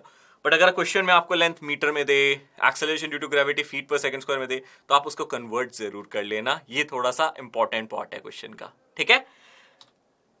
ओके अभी तक जो भी हमने एक्सेलरेशन कराया वो लिफ्ट का ऊपर कराया या नीचे कराया। आप ऐसा भी आ सकता है कि आप लोगों को कोई पेंडुलम किसी सिस्टम में दे और वो सिस्टम हॉरिजॉन्टली एक्सेलरेट कर रहा हो। ऐसे केस में भी हम लोगों को एक ही काम करना है, इक्विलिब्रियम पोजीशन निकालनी है और उसके बाद टाइम पीरियड निकाल लेना है। तो जैसे कि एक ट्रक के अंदर हम लोगों ने एक पेंडुलम को हैंग कर दिया, और आप देख सकते हो इस पेंडुलम को अगर मैं यहाँ ट्रक के अंदर हैंग कर रहा हूं तो मैं देखना चाहता हूं कि भाई यहाँ इसका टाइम पीरियड ऑसिलेशन का क्या होगा। तो मान लेते हैं इक्विलिब्रियम पोजीशन आ गया at some angle theta, let us से ऐसा कुछ आ गया। इस केस में पीछे की तरफ सूडो फोर्स लगेगा, अगर आप यहां से देख रहे हो, ट्रक के फ्रेम से देख रहे हो, नीचे लगेगा mg, और आप देख सकते हो इक्विलिब्रियम पोजीशन अगर आ चुकी है तो ये यहीं रुका होगा, ये पेंडुलम इसी यहाँ पे रुक जाएगा। अगर आप इसको छोड़ दोगे, यहाँ कोई वेलोसिटी दोगे तो ये यहीं रहेगा, स्टिल रहेगा। इस केस में जो टेंशन के अपोजिट डायरेक्शन में g है, that will B g effective, ये हमें निकालना है। ओके तो यहां से आप देख सकते हो इन दोनों फोर्सेस का जो रिजल्टेंट होगा that will B ma0 square plus mg square, this will be the resultant. और अगर आप एक्सेलरेशन की बात करो, m को यहां से हटा दो, ये हमारा रिजल्टेंट एक्सेलरेशन हो जाएगा, that will B g effective है, राइट। तो जो फोर्स होते हैं उनको a square plus b square का रूट लिख सकते हैं, बट एक्सेलरेशन के लिए भी हम लिख सकते हैं इस तरीके से। तो g इफेक्टिव हो जाएगा root a square plus g square. तो डेफिनेटली जो टाइम पीरियड होगा यहां से उसको हम लिख सकते हैं 2 pi root l by g effective. तो जी इफेक्टिव की जगह डालेंगे a0 स्क्वायर प्लस जी स्क्वायर। तो आप इसको अगर सब्स्टिट्यूट करोगे तो फाइनली आपका आंसर आएगा 2 pi root l divide by g square plus a0 square की पावर 1/4, जो बिल्कुल इससे मैच करता है। That means option A is the correct choice here. Okay so these are all about the pendulum cases की pendulum से related इस तरीके के क्वेश्चन आप लोगों के एग्जाम में आ सकते हैं। Now we will start discussion on the compound pendulum as well. So student, जो ये टॉपिक कंपाउंड पेंडुलम है, इसमें हम लोगों को पेंडुलम की शेप एक बोब और लेंथ मतलब एक स्ट्रिंग के साथ नहीं लेनी है, कुछ आर्बिट्री शेप लेनी है। तो कोई भी ऑब्जेक्ट कंपाउंड पेंडुलम की तरह बिहेव कर सकता है, एनी ऑब्जेक्ट जिसकी कुछ भी आर्बिट्री शेप हो, जिसको किसी एक पॉइंट से हैंग कर दिया जाए और फिर उसको ऑसिलेट करने पे मजबूर कर दिया जाए, वो एक कंपाउंड पेंडुलम है।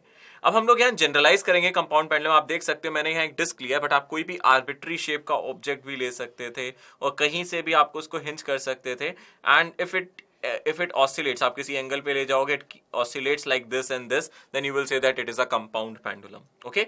So compound pendulum में हम लोग क्या करेंगे, थोड़ा जनरलाइज करेंगे इसका एक्सप्रेशन। आप इसको फिजिकल पेंडुलम भी कह सकते हो। हम क्या करेंगे, हम लोग सबसे पहले देखेंगे कि इसका रीजन क्या है। भाई अगर आप किसी एंगल पे इसको ओरिएंट करते हैं तो there will be a component of mg जो इस पे टॉर्क लगाएगी। पिछली बार की तरह भी यहाँ mg का जो कंपोनेंट आएगा that will B mg sin theta.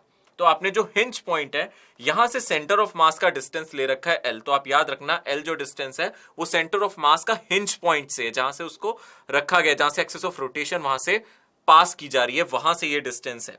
Okay, सो यहां हम छोटा एंगुलर डिस्प्लेसमेंट लेंगे क्योंकि हमें पता है जो SHM होता है पेंडुलम का वो छोटे ऑसिलेशन के लिए होता है।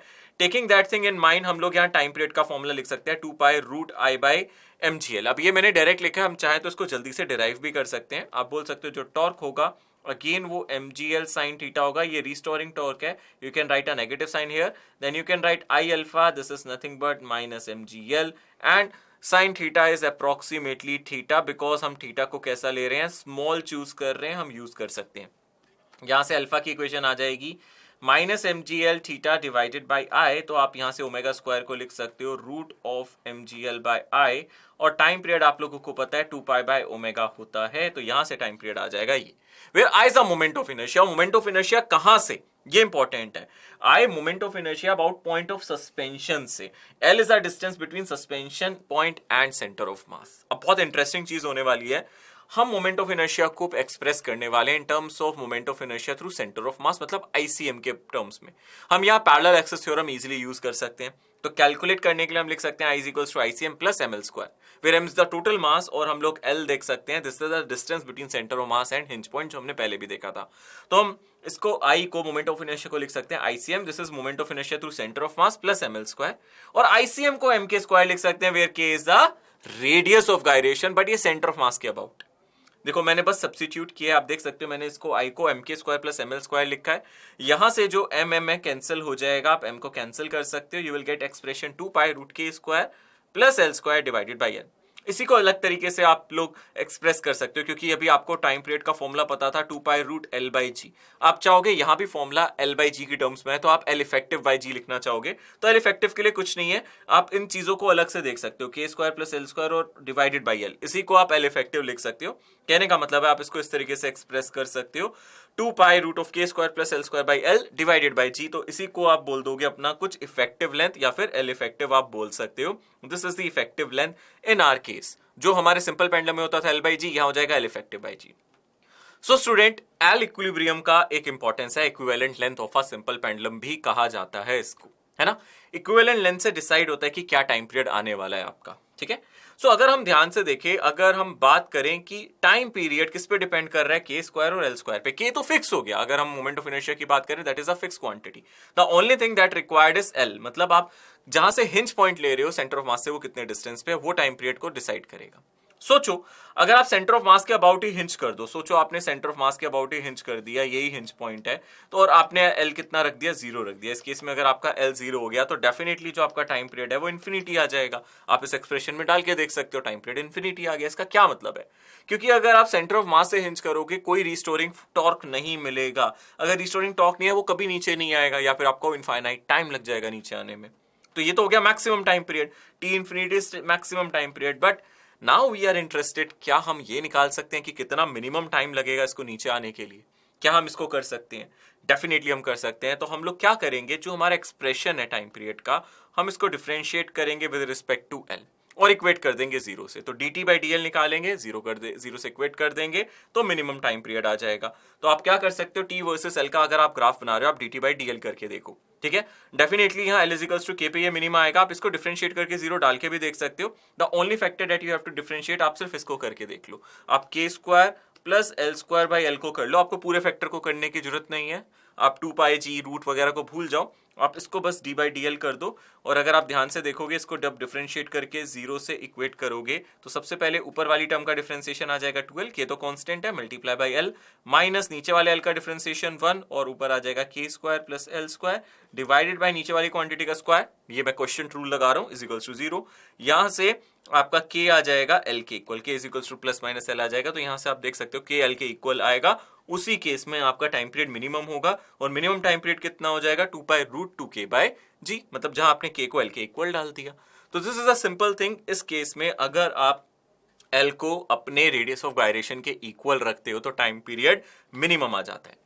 इस चीज को आप बहुत इजीली अपने क्वेश्चंस में यूज कर सकते हो और क्वेश्चन सिंप्लीफाई हो सकते हैं। जैसे कि ये क्वेश्चन है, यहां आप लोगों को एक डिस्क दे रखी है, डिस्क में आप लोगों से पूछ रहा है what should be the distance of hole from the centre to have minimum time period. इसका देखो डायरेक्ट आंसर है, ये तो आपको भी मैंने बता ही दिया कि आप समझ गए कि भाई रेडियस ऑफ गायरेशन के इक्वल रखना पड़ेगा, l is equals to radius of gyration आ जाएगा, बट फिर आपको मिनिमम टाइम पीरियड निकालना भी है, ठीक है। तो आपको पता ही एक डिस्क है, डिस्क के केस में आप लोग जानते हो, डिस्क के केस में जो रोटेशन है वो इस एक्सिस से, हम इस एक्सिस की बात कर रहे हैं ना, ये अगर हम एक्सिस की बात करें तो हम इसकी बात कर रहे हैं। यहां से हम लोगों को क्या चाहिए, इसका मोमेंट ऑफ इनर्शिया। तो अगर आप ध्यान से देखोगे, आपको मोमेंट ऑफ इनर्शिया पता है ना, यहां से आईसीएम से जो मोमेंट ऑफ इनर्शिया होता है that is nothing but radius अगर आर है तो M R square divided by 2। तो अगर मैं इसको रेडियस ऑफ गायरेशन निकालना चाहता हूं तो रेडियस ऑफ गायरेशन आ जाता है आर बाय रूट 2। तो डेफिनेटली जो एल होगा that will be R divided by root 2। और जो टाइम पीरियड हो जाएगा उसका फॉर्मूला हो जाएगा 2 पाई, और हमने फॉर्मूला देखा था 2k divided by g। This is a minimum time period और k की वैल्यू हमें पता है कितनी है, r बाय रूट 2। तो डेफिनेटली यहां से आ जाएगा 2 pi 2 into r divided by root 2 divided by j। तो डेफिनेटली ऑप्शन बी आपके सामने है, this will be the final answer in our case. तो ऑप्शन बी बिल्कुल करेक्ट होगा। इसको जल्दी कैसे किया मैंने, अपनी नॉलेज से, अपने कंपाउंड पेंडुलम का जो मैंने डायरेक्ट फॉर्मूला बनाया था उससे ये जल्दी सॉल्व हो गया, ठीक है। जैसे कंपाउंड पेंडुलम होता है, एक और चीज होती है, ये होता है टॉर्शनल पेंडुलम। अगर आप ध्यान से देखो, आपको एक डिस्क नजर आ रही होगी, एक ऑब्जेक्ट नजर आ रहा होगा जो वायर के साथ अटैच है, जिसको आप क्लॉक एंटी क्लॉक ऐसे रोटेट कर रहे हो। तो इट्स लाइक अ डिस्क या कोई ऑब्जेक्ट जो ऐसे रोटेट कर रहे हैं। यहां जो वायर है, अगर मैं वायर को ध्यान से देखूं, इसको आप ऐसे किसी एंगल से ऐसे और ऐसे घुमा रहे हो, ट्विस्टिंग कर रहे हो, एक तरीके से ट्विस्टिंग तरीके से आप देख रहे हो वायर को। अगर आप क्लॉक ट्विस्ट करोगे तो एंटी क्लॉक ट्विस्ट होना चाहिए, एंटी क्लॉक करोगे तो क्लॉक ट्विस्टिंग करना चाहिए। तो इट्स काइंड ऑफ ट्विस्टिंग, है ना। तो आप देख सकते हो कुछ ऐसा हम लोग यहाँ कर रहे हैं। इससे भी एक SHM जनरेट होता है। आप क्लॉक करोगे वो एंटी क्लॉक आएगा, एंटी क्लॉक करोगे क्लॉक आएगा, जिसकी वजह से यहां भी आपका SHM हो सकता है। Now an extended body subtended by a light thread, here we have, now body rotates through an axis, thread axis by rotation angle theta. Now यहां से जो टॉर्क होगा that will be minus C times theta. C is the torsional constant, tau is the restoring torque generated by the thread of the pendulum. Now students, यहां से simple सी बात है, आप लोगों को वही चीज यूज करनी है। आप जानते हो, यहां से टाउ को लिखोगे I alpha, it will be minus C theta. Alpha को लिखोगे minus C by I into theta, और यहां से ओमेगा स्क्वायर आ जाएगा रूट सी बाई आई, और आप ओमेगा आ जाएगा रूट सी बाई आई। और उसके बाद अगर आप टाइम पीरियड निकाल रहे हो तो 2 पाई बाई ओमेगा, इसलिए टाइम पीरियड का फॉर्मूला आया 2 pi root I by C. Simple, जैसे आप पहले कर रहे थे बिल्कुल वैसे ही, उसी तरीके से डिट्टो सेम वही चीज है। यहां से 2 पाई रूट आई बाई सी आ जाएगा। अब द मेन थिंग इज कि आप लोगों को सिर्फ यहाँ आई निकालना होगा और आपके सामने क्वेश्चन सॉल्व हो जाएगा, है ना। एक क्वेश्चन देख लेते हैं। क्वेश्चन बिल्कुल सेम है, यहां आप लोगों को बस ये प्रोवाइड कर दिया गया है that this is nothing but a disc, है ना। और ये आप लोगों को दिया गया है कि एक डिस्क है जिसको थीटा एंगल से आपने ट्विस्ट किया है। तो ये क्लॉक एंटी क्लॉक ट्विस्टिंग करेगा, और आपसे पूछ रहा है सी को निकालो इन टर्म्स ऑफ टाइम पीरियड, ठीक है ना। थोड़ी सी डायमेंशन अगर चेक करें, आई थिंक यह थोड़ा सा डायमेंशनल प्रॉब्लम होगा, हम पूरा सॉल्व कर लेते हैं and then check the final answer. Time period का फॉर्मूला आपको पता है 2 पाई, है ना, रूट अभी हमने देखा था it was I by C. तो डेफिनेटली यहां से टी स्क्वायर करना पड़ेगा, it will be 4 pi square I by C. तो यहां से जो सी का फॉर्मूला आएगा that will be 4 pi square I by T square. तो यहां से सी आ जाएगा 4 पाई स्क्वायर आई। आई कितना होगा, अगर हम आई की बात करें तो यहां ध्यान से अगर आप देखोगे ये कैसे टर्न कर रही है, कुछ ऐसे ट्विस्टिंग कर रही है।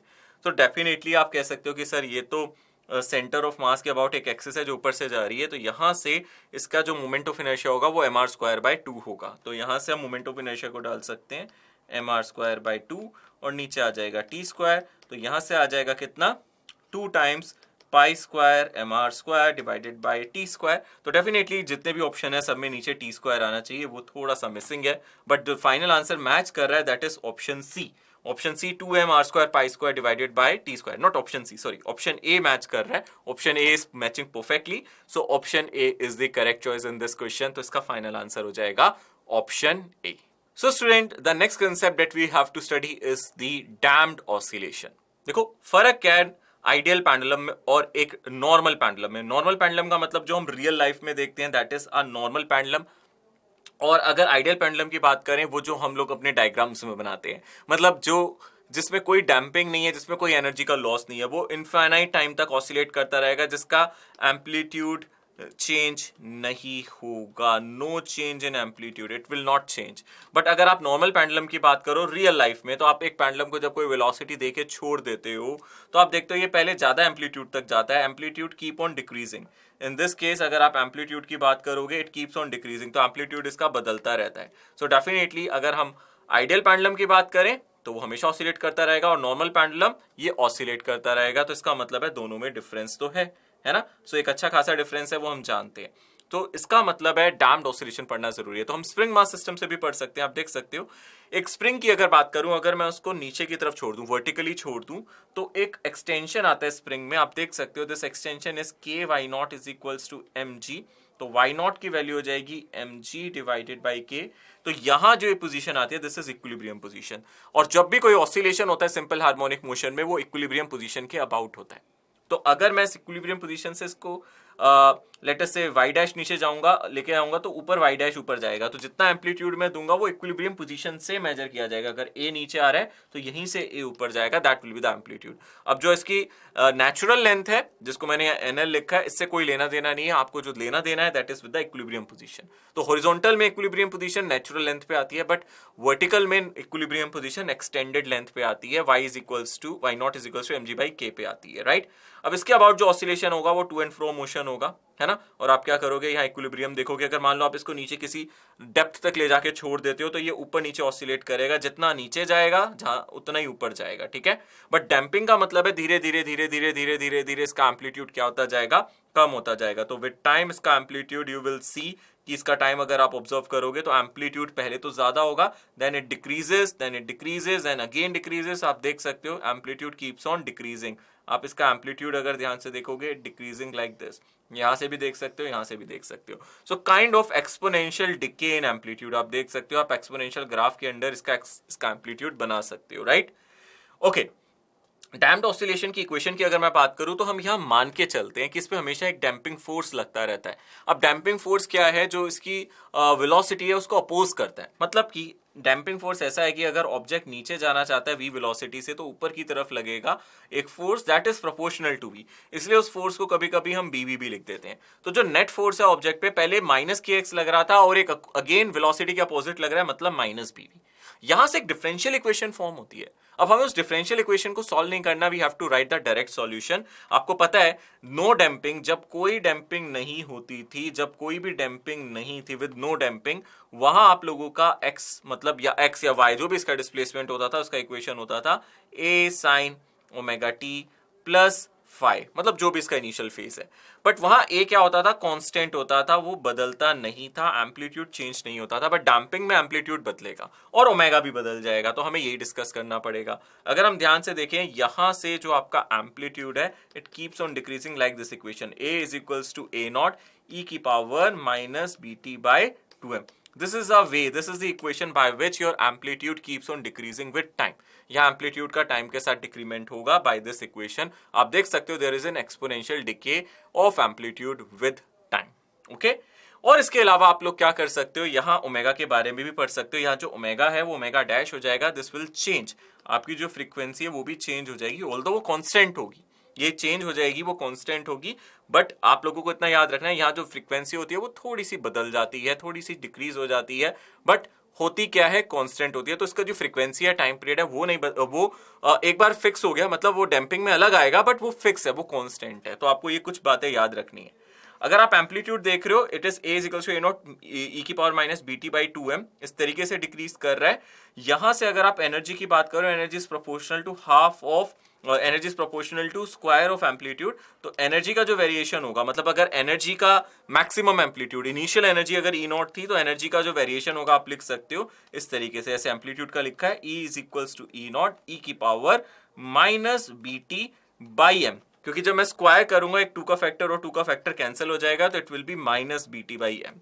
तो आप देख सकते हो एनर्जी भी डिक्रीज होगी टाइम के साथ, क्योंकि वो सिस्टम से रिलीज होती जाएगी, और एम्पलीट्यूड भी टाइम के साथ यहां डिक्रीज होता जाएगा। And that is all about damped harmonic oscillators. Student, now we will try some previous year question, जिससे हमें एक बेटर अंडरस्टैंडिंग मिलेगी कि किस वैरायटी के क्वेश्चंस आप लोगों से पूछे जा रहे हैं। तो सबसे पहले जो क्वेश्चन है वो आप लोगों को दिया गया है सिंपल हार्मोनिक मोशन से। यहां हमें इसका एम्पलीट्यूड दे रखा है 8 सेंटीमीटर और टाइम पीरियड दे रखा है 6 second. The time it will take to travel from its position of maximum displacement to the point corresponding to half of the amplitude. तो स्टूडेंट, इसमें आप एक चीज याद रखो, अगर हम यहाँ 3 पोजीशन बना देता हूं मैं, लेटस से मैंने सबसे पहले मीन पोजीशन बनाई x इज इक्वल्स टू 0, फिर x is equals to a, फिर x is equals to minus a। Now this is a standard question, आप देख सकते हो x is equals to a by 2 और x is equals to minus a by 2 भी मैंने 2 points यहाँ बना दिए। तो यहां से लेके यहां जाके वापस जाके फिर यहां आने को हम एक टाइम पीरियड कहते हैं, ठीक है ना। मतलब अगर आप मीन पोजीशन से स्टार्ट करके फिर मीन पोजीशन पे आओगे, एक टाइम पीरियड होगा। बट अगर मैं यहां से यहां तक जाता हूं तो कितना टाइम लगता है, it will be quarter time by symmetry, ठीक है। तो मतलब मीन पोजीशन से एक्सट्रीम पे जाने पे t/4, फिर एक्सट्रीम से मीन पे आने पे t/4, फिर दोबारा मीन से एक्सट्रीम पे t/4 एंड दोबारा t/4। तो 4 इंटरवल्स में ये मोशन बटा हुआ है। But this is not symmetric in between. कहने का मतलब है, अगर आप सोच रहे हो 0 से लेके a तक जाने में अगर आपको t/4 लग रहा है, तो 0 से a/2 जाने में t/8 लगेगा, तो ये गलत है, क्योंकि ये एक्सेलरेटेड मोशन है। यहाँ एक्सेलरेशन 0 नहीं है, मतलब कि आप ये कह सकते हो कि रास्ते में एक्सेलरेट कर रहा है, तो 0 से लेके a/2 वो जल्दी पहुंच जाएगा, उसके बाद ये स्लो डाउन हो जाएगा, तो a/2 से a जाने में इसको अलग टाइम लगेगा। और जनरली हम इसको गलत कर देते हैं एग्जाम में इसी मिसअंडरस्टैंडिंग से। पर मैं आपको टेक्निक बताता हूं, आप याद रखो, 0 से लेके a/2 तक जाने में इसको टाइम लगता है t/12, और यहां से यहां तक जाने में लगता है t/6। अगर आप इन दोनों को ऐड करोगे तो t/4 आ जाएगा। तो a/2 से a जाए या a से a/2 जाए, आपको टाइम लगेगा t/6। और ये क्वेश्चन बहुत स्ट्रेट फॉरवर्ड था, क्योंकि आपको टाइम पीरियड दे रखा है, उसको बाय 6 करना था। तो 6/6 करोगे, you will get 1 second as your answer. तो ये इंटीजर टाइप क्वेश्चन था, जिसका आंसर था 1 सेकेंड।